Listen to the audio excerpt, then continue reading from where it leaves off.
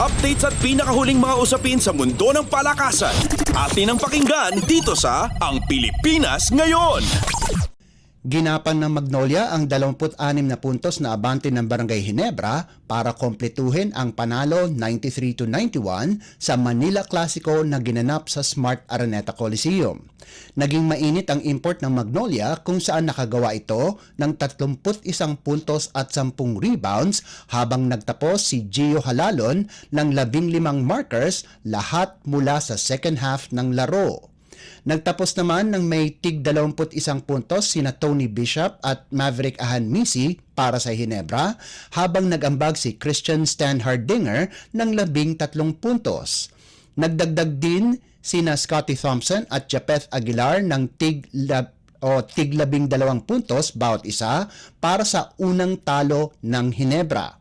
Samantala, nakuha naman ng San Miguel Beer ang kanilang unang panalo sa PBA Commissioner's Cup nang patumbahin nila ang Meralco 93-83. Maganda ang ipinamalas ni import Ivan Aska kung saan nagbigay ito ng double-double na may 27 puntos at 13 rebounds habang nakagawa si Junmar Fajardo ng 17 markers at 15 boards para sa Beermen.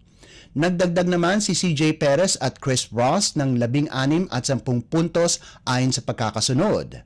Hindi naman nakapaglaro si Alain Maliksi para sa Meralco dahil sa nabaling ilong. Nasayang naman ang 22 puntos ni Chris Newsom kasama na ang 6 na assist. Updates at pinakahuling mga usapin sa mundo ng palakasan. Atin ang pakinggan dito sa Ang Pilipinas Ngayon. Nakasurvive si Filipina tennis star Alex Ayala ng matinding hamon mula kay Anna-Lena Friedsam ng Germany para kunin ang pahirapang 7-5, 4-6 at 6-2 panalo para makapasok sa International Tennis Federation o ITF Kyotek Open Finals. Bigay todo ang 18 anyos na Pilipina sa third set para patalsikin ang fourth seeded na German sa larong inabot ng 2 oras at 30 minuto sa Tennis Club Pentange sa Luxembourg. Kapag sinuwerte sa finals, ito na ang magiging ikalimang professional crown ni Ayala. Pero kailangang lagpasan ng rank 435 sa mundo ang third seed na si Ocean Dodin ng France para matamo ang kanyang pangarap. Updates at pinakahuling mga usapin sa mundo ng palakasan. Atin ang pakinggan dito sa Ang Pilipinas Ngayon. Mas lalong magniningning ang gabi dahil gagawaran ng parangal ang Gilas Pilipinas sa PBA Press Corps Awards Night matapos ang matagumpay na kampanya nito sa 19th Asian Games na ginanap sa Hangzhou, China. Ilalatag ang special award para sa Gilas Pilipinas sa Awards Night na idaraos sa Lunes sa Novotel Manila Araneta City.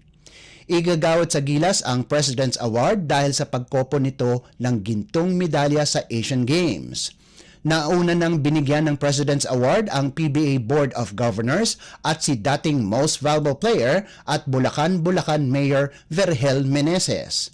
Ginulat ng Gilas Pilipinas ang buong sambayanan nang masiguro nito ang ginto sa Asian Games, ang kauna-unahang gintong medalya ng Pilipinas sa men's basketball sa loob ng mahigit 6 na dekada. Naitarak ng Gilas ang come-from-behind win kontra sa host China sa semifinals 77-76 bago patumbahin ang Jordan sa gold medal match 70-60. Pararangalan din si Magnolia guard Gio Halalon na bibigyan ng Defensive Player of the Year Award. Pinangalanan ang 31 anyos na si Halalon na bahagi ng Season 47 All-Defensive Team kasama sina Junmar Fajardo, Christian Stan Hardinger, Cliff Hodge at Chris Newsom. Nanguna si Halalon sa steals, hawak ang average na 2.1 sa 49 na laro. Ikatlo naman ito sa assist na may 5.8 kada laro at may averages na 11.1 points at 5.3 rebounds. Dating binigyan ng Defensive Player of the Year Award sina Chris Ross, Junmar Fajardo, John Mark Pingris, Poy Eram, Freddy Abuda, Chris Jackson, Jerry Cordillera, Marlo Aquino at Win Arboleda. Updates at pinakahuling mga usapin sa mundo ng palakasan. Atin ang pakinggan dito sa Ang Pilipinas Ngayon. At yan ang pinakahuling balita sa larangan ng palakasan. Para sa Radyo Pilipinas World Service, ito po si Leo Magpayo. Magandang araw. Updates at pinakahuling mga usapin sa mundo ng palakasan. Atin ang pakinggan dito sa Ang Pilipinas Ngayon.